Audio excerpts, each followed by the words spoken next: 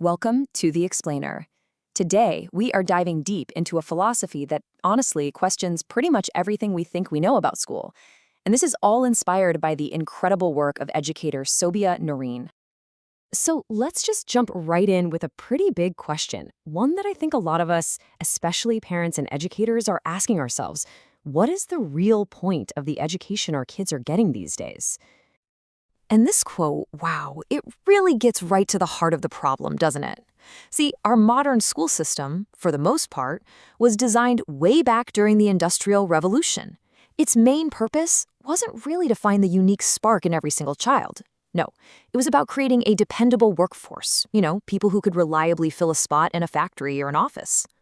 So this kind of industrial age thinking creates what you could call the schooling paradox. It's this bizarre situation where school, the one place that's supposed to get you ready for life, actually ends up disconnecting you from it. And when you look at it like this, you can really see the massive gap between what's promised and what's actually happening. We're told that school is all about building curiosity and self-esteem. But in reality, the system often rewards just memorizing facts, not actually, understanding the world. Okay, so if that's the problem, what's the solution? Well, the alternative is a really big shift in how we see things. It's about moving towards something that feels a lot more natural, more intuitive, and just deeply connected to our everyday lives. And the core idea here is something called need-based learning. All that really means is you learn what you need to know right when you need to know it. It's not about a rigid curriculum, it's about being driven by real, honest-to-goodness curiosity. Right. So the curriculum isn't some textbook. The curriculum is life itself. Think about it. Instead of a kid just learning the letter A on a worksheet in total isolation, imagine they learn to write the word apple because they're actually holding an apple. They can feel it. They can smell it. They're about to take a bite. That knowledge is completely and totally tied to a real, tangible experience.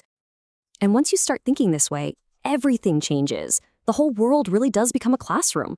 Suddenly, all these everyday activities turn into incredible learning opportunities. Okay, let's take something like math. The typical school way, it's all about abstract memorization.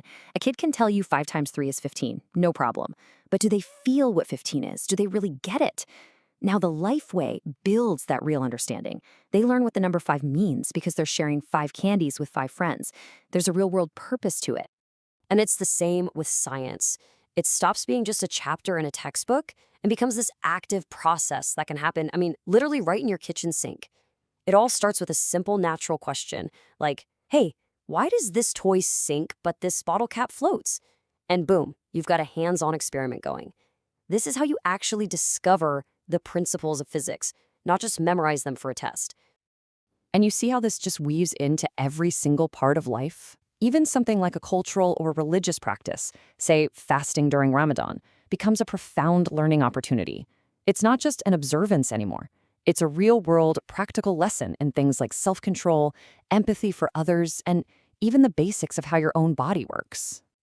So it probably comes as no surprise that this whole new way of looking at education, well, it requires a completely different role for the parent. You're not just the homework police anymore, you're something else entirely. Yeah, you basically go from being the teacher, the person who just pours information into a kid's head and then tests them on it, to being a facilitator. And a facilitator's job is so different. Your job is to create an environment where curiosity can just explode. You're there to provide the resources, to ask those really good, powerful questions.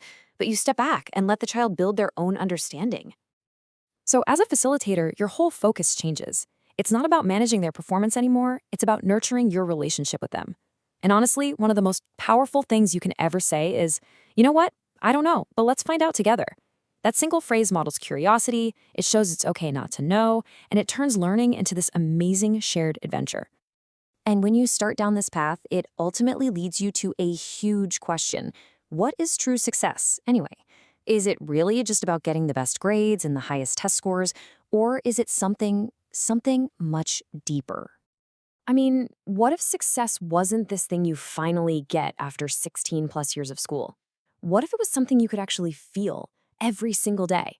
This new way of thinking about it, it's all about prioritizing the internal stuff, like deep curiosity, personal integrity, and the actual hands-on ability to solve problems over all those external things like grades and degrees that we chase. Because in the end, that's really the goal, isn't it? It's for them to be happy and engaged and successful in their lives today, not in some far-off future 20 years from now. A child's well-being in the present, that might just be the most important measure of their education. It's about empowering them to live a full, meaningful life right now. So that really leaves us with a final thought to chew on. What if we judged education not by what a child can recite back to us, but by the quality of the questions they ask? Thank you for joining this explainer.